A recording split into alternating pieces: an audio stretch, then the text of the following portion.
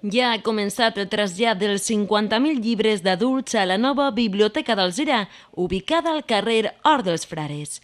És així com l'actual Biblioteca Pública deixarà de prestar llibres el pròxim 14 d'agost. Els dies 18, 19 i 20, el centre bibliogràfic romandrà obert únicament per acceptar devolucions de llibres. Són vora 50.000 llibres els que se tenen que traslladar de l'antiga biblioteca ubicada en la Casa de la Cultura a la nova biblioteca.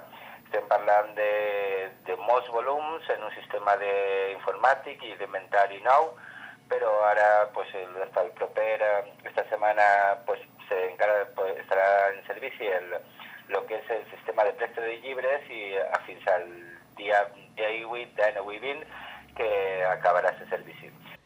Tot i la suspensió de préstecs, les sales d'estudi de la Casa de la Cultura seguiran obertes perquè puguen ser utilitzades pels usuaris. A pesar de que la biblioteca d'adults i d'infantils se tancarà a partir de la setmana que ve, sobre el 22 d'agost, perquè és important per al trasllat, tenim diferents prestatgeries que també les anem a aprofitar en la nova biblioteca. La Casa de la Cultura dispondrà d'una sala per a qualsevol persona que estigui estudiant o que estigui preparant oposicions o alguna cosa, puga gaudir d'aquesta sala per a l'estudi. Tornarà a prestar-se fons quan les portes de la nova biblioteca queden obertes al públic. La inauguració de les noves instal·lacions està prevista per al 15 de setembre.